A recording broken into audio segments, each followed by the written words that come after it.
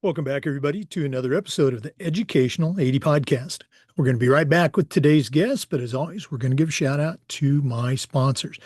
If you're new to the podcast, these are all companies that I used as an athletic director. They're all great companies.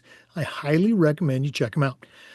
So listen to our shout outs, then listen to our interview, and then go and visit these sponsors. I'm telling you, you're going to be glad you did. Here we go.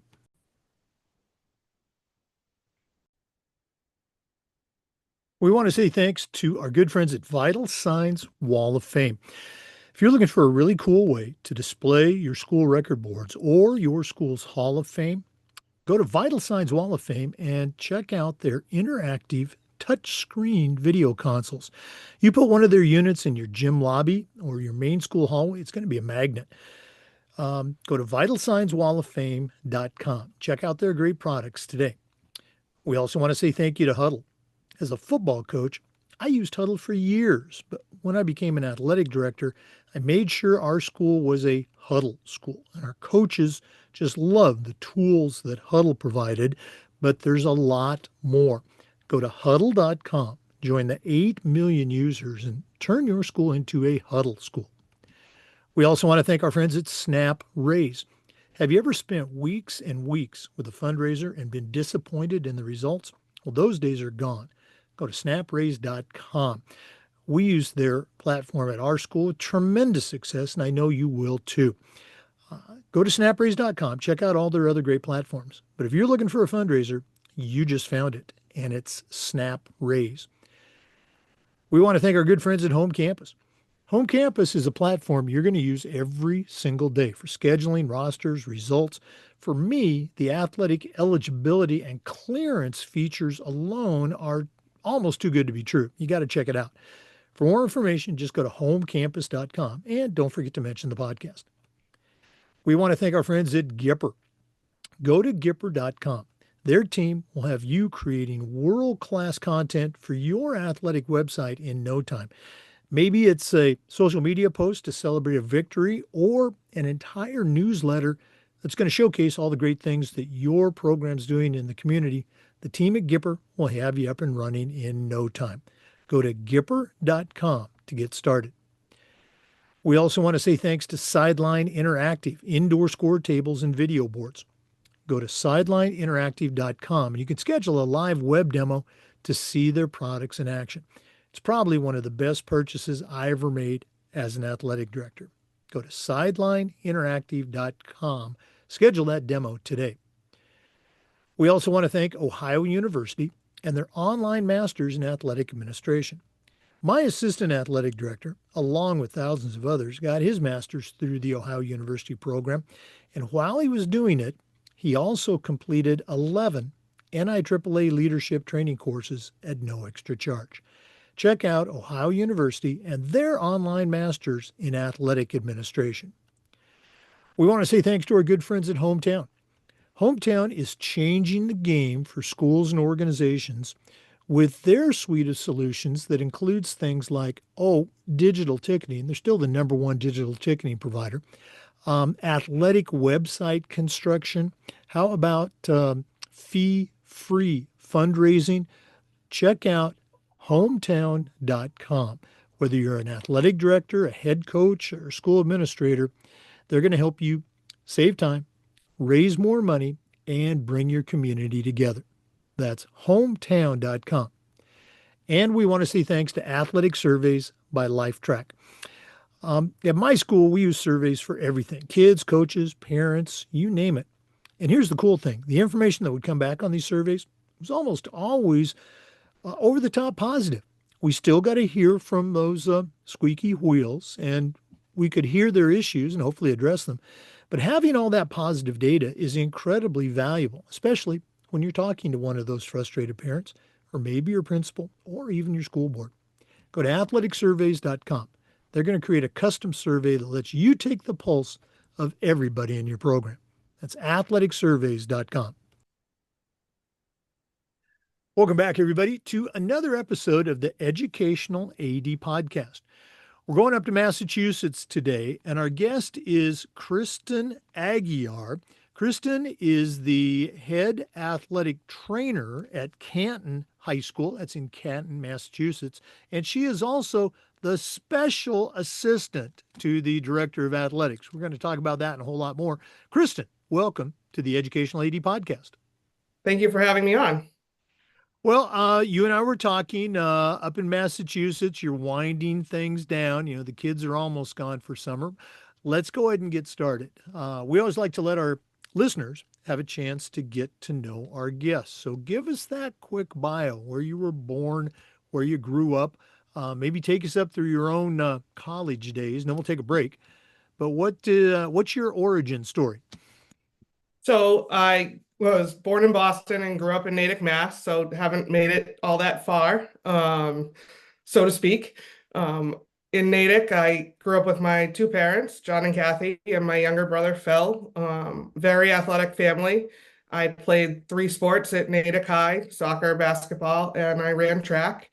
Um, we were always very busy, on the go. Parents were super supportive of everything that we tried. When I graduated from Natick, I headed to Springfield College out in the western part of the state, where I studied athletic training. And I also was a four-year member of the women's soccer team.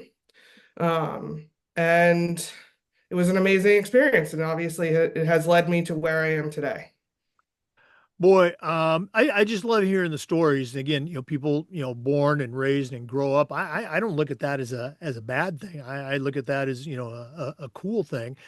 Um, Take us back to that maybe that middle school or youth age. You mentioned you did three sports in high school, and obviously, you're a lot younger than I am.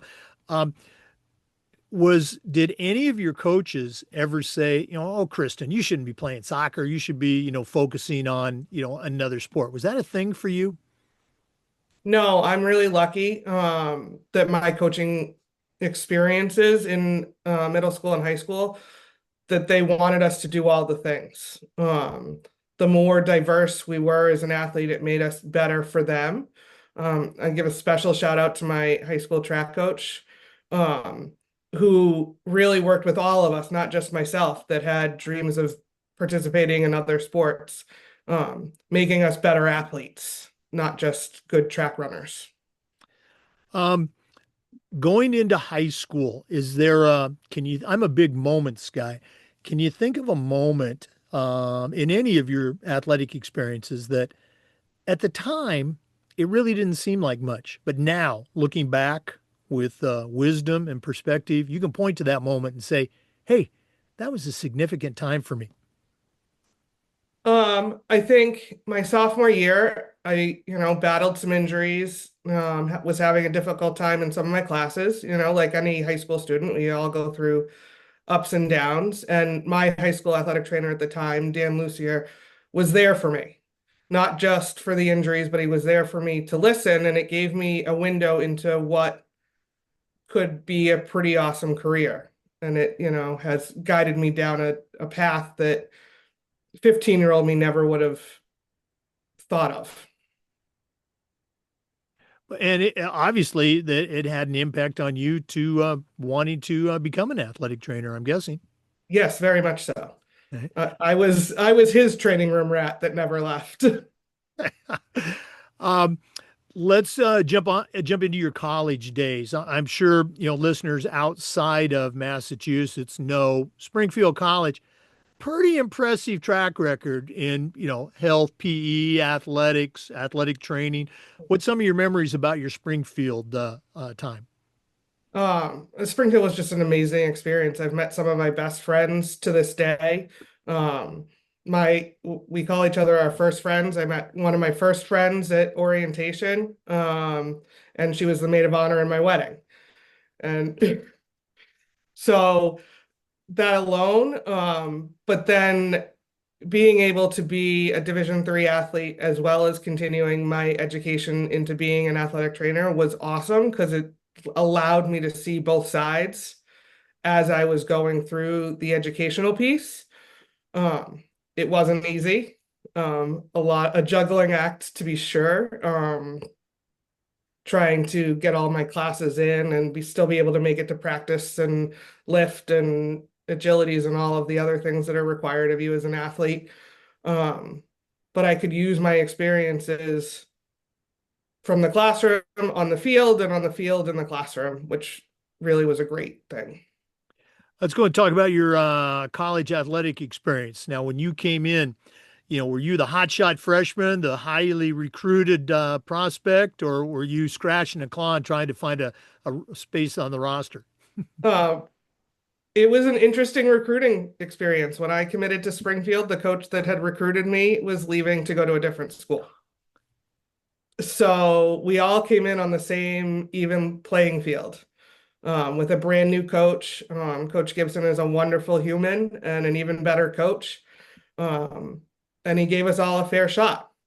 I got some playing time as a freshman, got hurt as a sophomore. So ups and downs, but it was a fabulous experience. And I love my teammates and love Coach Gibson for the 4 years that we spent together. Let's go and go back to a moments thing. Looking at your college career, you mentioned you were injured, you battled back, but any moments stick out for you on the soccer pitch? Um, my sophomore season when I was battling through the injury before I was unable to play my junior year, I ended up redshirting. But we had a fabulous season. And Spud and I, that was her nickname, were the two goalies, and we just made each other better every day, which made the team better. And we ended up being nationally ranked and having a fabulous season, unfortunately ending down the road at Wheaton in the conference finals.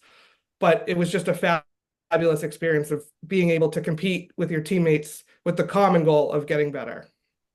Absolutely. Looking back at those college days, great memories. Thanks for sharing that. Let's go and take our first break. Our guest today, again, is Kristen Aguiar. She is the athletic trainer at Canton High School. That's in Canton, Massachusetts.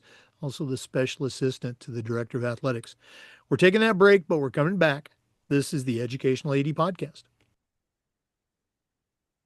We'd like to thank our good friends at Vital Signs Wall of Fame for their support of the podcast.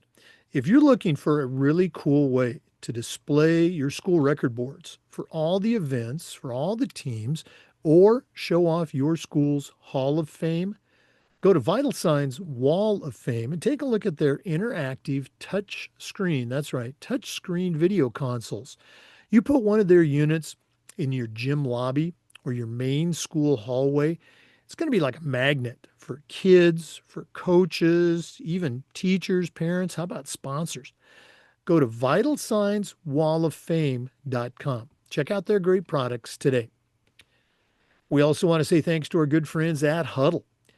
As a football coach, I used Huddle for years, but when I became an athletic director, I made sure that our school was a Huddle school, and our coaches, our student athletes, even our parents just love the tools that Huddle provided, but there's a lot more. Go to huddle.com, join the 8 million users, and turn your school into a Huddle school. That's huddle.com. Jake, I just wanted to give Huddle a shout out. We're a huge fan in Canton. We use it to record all of our games on the field, in the gym, and you have even dabbled now in the ice rink this year, and our coaches love it. Oh, well, thanks so much for saying that. I'm curious. Have you ever had to use Huddle or have you ever used it to kind of go back and, see how an injury happened? Has that ever been a thing for you as a trainer? Yeah, it's actually a great tool. My coaches have allowed me to create a login, and I can ask either for them to just share me the clip of the moment, so I don't need to go through and watch the whole game all over again. Or I can go through myself, and when you're second guessing, 2 days later, going, how did I miss that? Being able to rewatch and see how everything played out. Yeah, no, I mean, you're absolutely right. It's a great tool to just, if you weren't at the game, you can look at the video and say, okay, well, this happened. And great stuff. Thanks for sharing that. Hey, for our listeners, our guest again is Kristen Aguiar. She is the athletic trainer at Canton High School. Let's go and talk about your journey. You were at Springfield, you're taking the courses. I'm sure you're doing the internships and the field work and getting all those hours in. Um, Take us on your journey post Springfield. What was your first stop? Was it Canton? Canton was not my first stop. So Mhm. my first stop was I'm never going to be an athletic trainer. My parents probably hated me at in June of 2004. Um, but I did go and take my certification exam and I passed the first time, which gave me a little more confidence that this was where I was supposed to be headed. And then the Springfield College name helped me get my first job. I was, obviously a new grad with very limited experience. My high school athletic trainer, Dan Lucier, um, suggested to me that I apply to the hospital system that he worked at. Um, Brenda, who was then our boss, her husband was also a Springfield grad. And she took a chance on a young kid and hired me to contract out to Bellingham High School. It was their first full-time athletic training position, and I was a new grad. Um, it was a great experience. I'm very grateful for that first graduating class. I learned a lot. Definitely earned my uh, stripes along the way with them, having to be, really tough as a 22-year-old with 18-year-old seniors. Yeah, that I think that would be a challenging scenario. I was always very fortunate as an athletic director. I had, three just incredible athletic trainers, three different schools, and uh, the second one, you and I told you a little bit about before we started recording. She came in. She was an experienced trainer, but still young. But I and the coach, many of the coaches had been involved with the interview process, so they had met her. But we had a meeting, and I introduced her, and just it was the message from both of us. Okay, the trainer's in charge. Okay, the trainer is in charge. We had a similar meeting with all of our teams, just kind of an introductory thing to let the kids know. And then we also had in our sports season kickoffs, we did the same thing with parents. Um, she still had, I talk about a coach going rogue. My football coach went rogue one day, and I had to have a quick chat with him. And he's a good friend. He was a great coach, but I just said, this is never going to happen again. And if it does, we're going to be having a different conversation because that's the power that I wanted our trainer to have. And she had earned it. She deserved it. So yeah, that's a long way of leading into my question. Have you had, any experiences, good or bad, that you can share? I know you said you had a great experience at that first school. Yeah, and I took some lumps. I actually was 21 when I covered my first varsity high school football game because my birthday's in September. So I was very young and very green. And I walked into what I would call, and I say this with the greatest of love because many of them are still my friends to this day, but an old school football staff. And I was young and female and was bringing in brand new ideas. So we definitely battled, sometimes behind the scenes, sometimes very openly on the football field. But it was a great experience. And it taught me a lot to look at things from both angles and sort of we found that middle road of okay, this is the way that they've been doing things. I can't just come in and make a hard right turn and start doing everything differently. Let's sort of make that transition a little smoother and more comfortable for them too. Yeah. No, and you're absolutely right. Coming in new, hey, how have you done things before? Well, these are some things that we might try. Um, my second trainer, or second school I was at here in Florida, uh, she's would talk to the coaches and she would say, "Hey, my goal is the exact same goal as you. I want the kids out there competing, but I'm the only one here. that's qualified to know when they can't or shouldn't compete. That's not your job. Our goal is the same, to get them out there and play. And it was I think kind of a good illustration of, hey, we're on the same team and we all have different jobs. This is my job. Okay. Um, as a trainer, well, let's hold off on that one. What were the circumstances that brought you to your present position at Canton High School? So I had spent 12 years in Bellingham, and I had been hired through Metro West Medical Center. Then Bellingham hired me full time on their own. And then the first market crash in 2008 happened, or 2009. The school was unable to maintain the position due to budget cuts.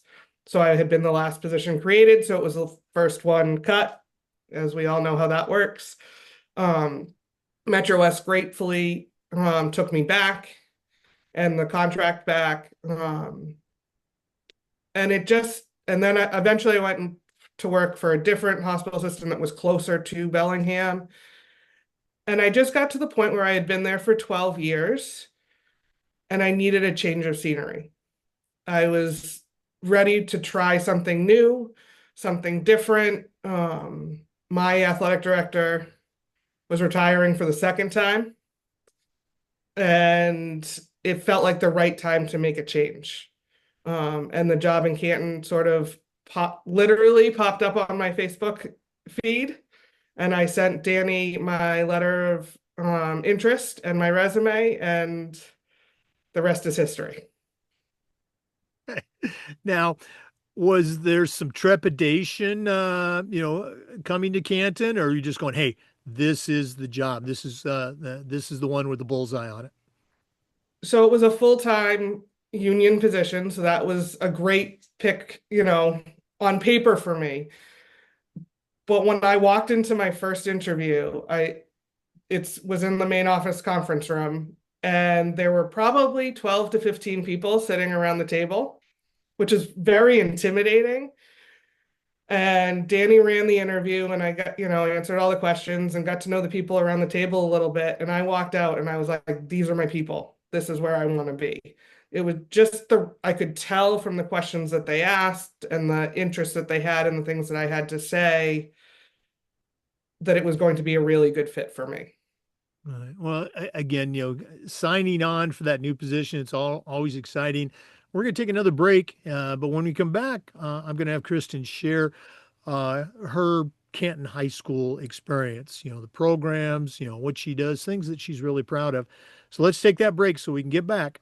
This is the Educational AD Podcast. We'd like to thank our good friends at Snap Raise for their support. Have you ever spent weeks and weeks with a fundraiser and been disappointed in the results? Well, those days are gone. Go to snapraise.com. We used it at our school with tremendous success, and you will too. Go to their website, snapraise.com. Check out all their other great platforms. But if you're looking for a fundraiser, you just found it, and it's Snap Raise. That's snapraise.com. And don't forget to tell them about the podcast. We want to say thanks to our friends at Home Campus. Home Campus is a platform you're going to use every single day for scheduling, rosters, results. For me, the athletic eligibility and clearance platform alone is the gold standard. You got to see it to believe it. Go to homecampus.com. Even if your state has a different administration software, as an individual school, you can use Home Campus and all of its features. Go to homecampus.com for more information. We also want to thank our friends at Gipper. Go to Gipper.com and let their team turn you into a social media marketing genius. Maybe it's a simple social media post to celebrate a big win, or it could be an entire newsletter to showcase all the great things that your program's doing in the community.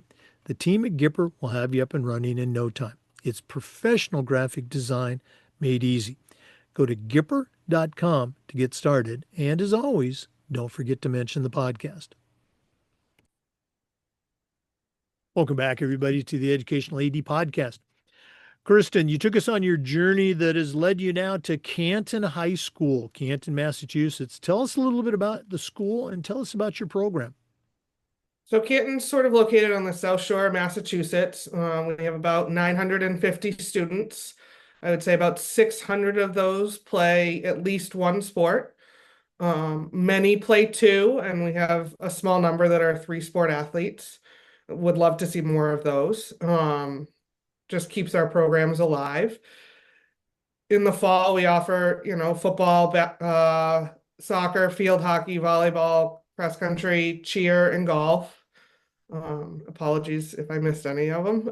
In the winter, we offer basketball, both boys and girls ice hockey, wrestling, indoor track, gymnastics, and cheer again, and swim, indoor track. The spring is our lightest season. We have the two track teams whose numbers this year were phenomenal, which has led to some pretty great success. And then tennis, baseball, softball, and the lacrosses. It keeps me pretty busy. The fall and the winter, the way our school is set up, we only have one turf field or one grid field for those that understand what that means. So we play a lot of night games. There are days that we can have a triple header on our turf where we would play like a JV soccer game followed by a JV and varsity field hockey double header. So it makes for some long days in the fall and the winter. But in the spring, it's a little lighter where the turf only needs to be used by the lacrosse teams. My day typically starts around 1:30-ish, which is last block of the day. That's when I come in, I meet with the nurses, meet with my athletic director, Danny, check in with kids that might need something, get myself set up for the day. The last bell rings about 2:28, and then the chaos starts. I am the only athletic trainer currently at Canton. I do have dreams of having an assistant. We'll see when that happens.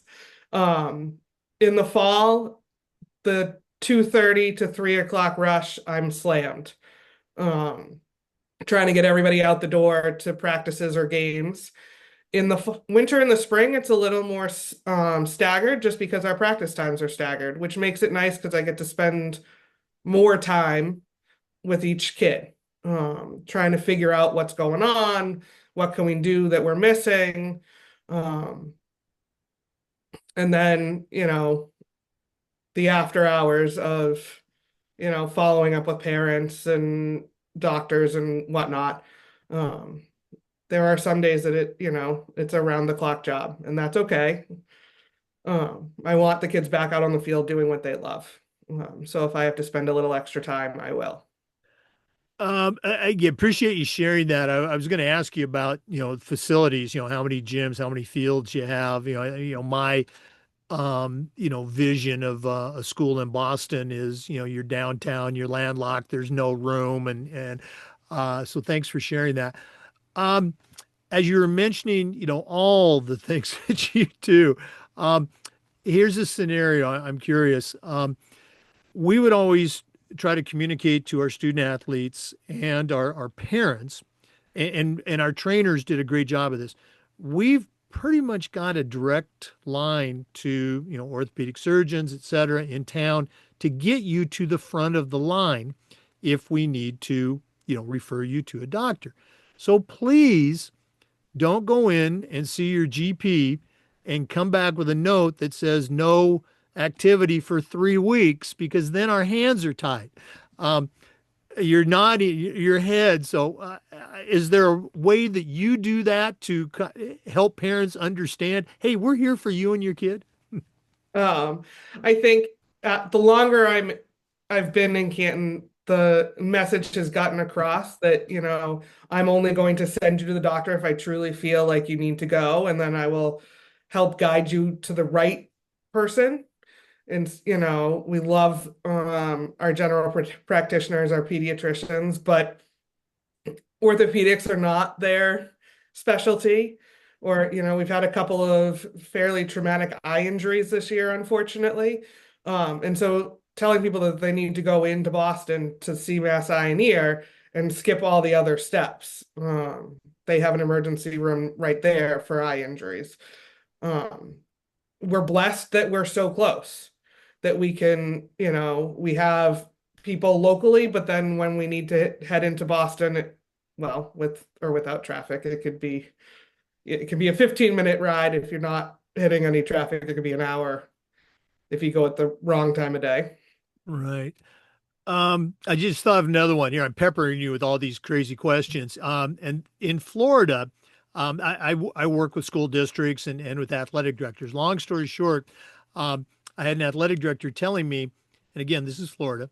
Well, it's not a state law that you have to have an ambulance at a football game. And I go, well, you're right, but it is called a best practice. And do you want to be that athletic director who didn't have an ambulance when you needed one on site? So what's the best practice or what's the law in Massachusetts as you understand it? So I actually sit on the Athletic Trainers of Massachusetts Secondary Schools Committee as their chair. And so we've been working very closely with the MIA to update some of the best practices around the state. So just within the last couple of years, it has become a mandate that there be an athletic trainer or medical professional on both sidelines at a varsity football game. Prior to that, some schools would not send their athletic trainer on a Friday night for a varsity football game. So whoever the home school was required to cover both teams. So we're Yeah. making progress. Yeah. No, and again, Um, that's a great policy. Our trainers always traveled with football, always traveled, but we still have schools in Florida that don't have an athletic trainer. They just don't have one. yes, and we have schools around here. I think the COVID year and the change of the athletic training program from being a bachelor's to a master's, which happened sort of at the same time as COVID, has sort of slowed the graduating classes for newbies coming out, which has slowed the population of athletic trainers to fill some of the jobs, even as schools are truly looking to fill positions. I'm blessed to be in a league of 12 schools where we currently, or for the next academic year, will have 13 athletic trainers. Um, one of our biggest schools has two. Um, hopefully there'll be a few more that we'll get to as they move along. Um, but as you get out into central and western Mass, it's a much harder sell for schools to have a full-time athletic trainer or even a contracted athletic trainer. Um, and we would all love to have an ambulance on site, but it isn't always the best or easiest thing to do. What we've discovered in Massachusetts is if you hire the ambulance to be on site, should an emergency happen, they can help you stabilize the athlete, but they're going to call a second ambulance to transport because they're being hired to sit there. And so you still end up waiting for an ambulance. Yeah, again, it's I'm sure it's different in each state, but we're always trying to do the best for our kids.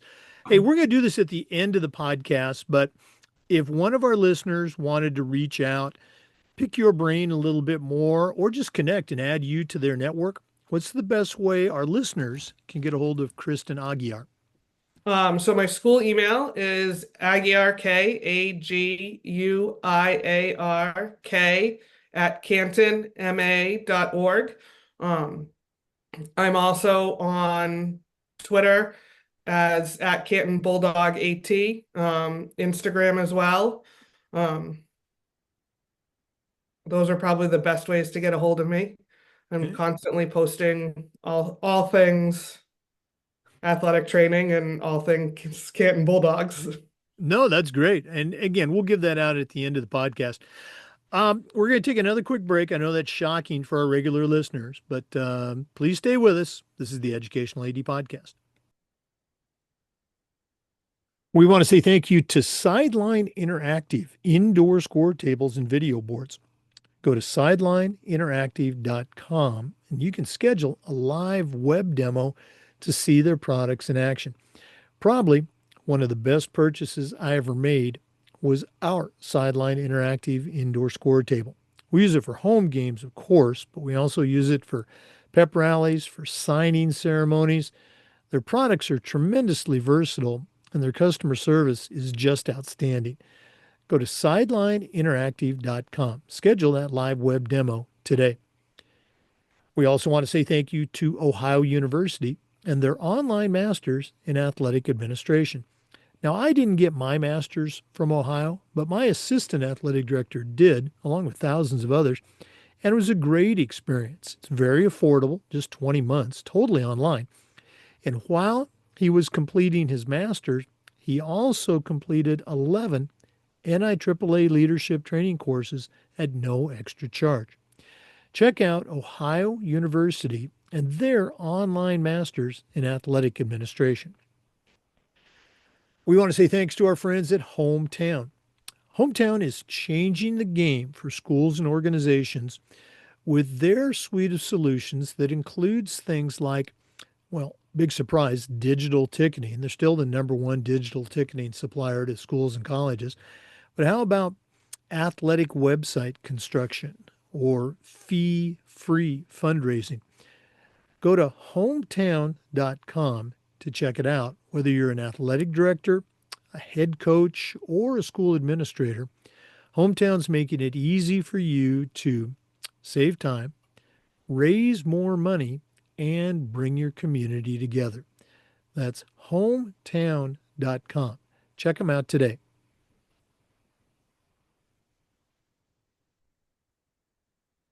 Hey, welcome back, everybody, to the Educational AD Podcast. Regular listeners will know that Ohio University is one of our primary sponsors, and we are fortunate to have a graduate of their master's program in Kristen today. So, Kristen, there's a lot of great programs out there that offer master's degrees in this area. What were some of the reasons that you picked the Ohio University program? I picked the Ohio program because it focused on the the high school interscholastic experience. Um, that's where I felt in 2010 when I started the program, and definitely now, still in 2025, where my career is. I have no desire to go to the collegiate level or the professional level. I love working with high school athletes, and their program focused on that. The other piece was that I could complete it online from my home while I was still working, which turned out to be a huge benefit for me, being able to pick everybody's brains while I was working. Um, you heard me give the shout out. My assistant AD got his master's along with a bunch of other people. But one of the things that he mentioned was that well, actually, a couple. The coursework, the projects, et cetera, were not just theoretical. Certainly you have to have a knowledge base, but they were practical application experiences. And then he also talked about the connections that he made with the other students in his cohort. Does that sound familiar to you? Oh yeah, I still use some of the templates that I created. Obviously, they've been updated. Now they're, all Google instead of Word documents so that I can, update and share and use. And I'm still in touch with many of my classmates all over the country that I met back in 2010. And we, follow each other on social media, follow each other's journeys, and pick each other's brains. It's so different to hear from my pal Casey that's in Louisiana, um, or folks out on the West Coast that are doing things very differently than we do up here in Massachusetts. Now, I have to ask. I know athletic trainers, you have your own organization, your own association, your own professional development. What was your thoughts as you were going through those NIAAA leadership training course curriculums. What impression did that have on you, if any? Well, at the time, I was debating about whether I would like to change courses and become a full-time athletic director. I'm very comfortable in my role where I sit now, um, but it definitely gave me a different perspective to what, Dennis and Leo were doing at the time in Bellingham, and what Danny does on a day-to-day basis. And what it allows me to do to help Danny on a day-to-day basis now as his assistant. Um, Seeing it from all different angles, not just the one as the athletic trainer. Right. Well, I appreciate you sharing that, and I wouldn't be doing my job justice if I didn't, remind our listeners and you that those courses you have met the requirements to sit for the Certified Athletic Administrator exam. So something to think about in your spare time. I know you have lots of spare time. Taking that exam. I still help people prepare for that. The NIAAA does a great job helping people prepare for that. Put that on your possible to-do list. Okay. Well, Kristen, this has just been very cool getting to meet you, hearing about your program, but we're not done yet. We always wrap up with the athletic director's toolbox. And I was sharing with you earlier, this could be the athletic trainer's toolbox too. You certainly know your way around the world of athletics, but I'm going to challenge you in a moment to send out a brand new, we'll just say a brand new leader on their very first job. But I'm only going to let you put 3 items in that toolbox. So let's hear from Athletic Surveys, who sponsor this segment. And when we come back, we're going to find out what Kristen Aguiar puts in her new athletic director or athletic trainer toolbox. Please stay with us. We want to thank Athletic Surveys for sponsoring the AD Toolbox. At my school, we did surveys for everything, for student athletes, for coaches, teachers, for parents. And here's the cool thing. The information that came back from these surveys was almost always over the top positive. We also got to hear from those squeaky wheel parents. We got to hear their issues, usually address them and keep them from turning into something big. But having all of that positive data was incredibly valuable, especially when we were visiting with a frustrated parent or maybe your principal or even your school board. Go to athleticsurveys.com. They're going to create a custom survey that lets you take the pulse of everybody in your program. That's athleticsurveys.com. And don't forget to mention the podcast. Well, it's that time of the podcast. We've been visiting today with Kristen Aguiar. She's the Director of Athletic Training at Canton High School, Canton, Massachusetts. Has a tremendous background in athletics. But right now, I'm going to challenge her to send out a brand new athletic director or athletic trainer on their first job. But I'm only going to let her put 3 items in that toolbox. So, Kristen, what 3 things are going to go into your new athletic director toolbox? The first one is to ask questions. You never know everything. I've been doing this a long time now, and you still have to ask questions. Getting other people's perspectives, getting other people's ideas really helps you learn and grow, and add even more things to your toolbox. Um, I mean, even just yesterday, I'm debating about adding another, certification or thing to my toolbox over the summer, and I was reaching out to my pals in the league saying, "Are you guys pro this modality or anti this modality? Is this something that I should be looking into?" And thankfully, the squad said do it, and so hopefully that will be something that I'll walk in August with, a new set of skills. Oh yeah, absolutely.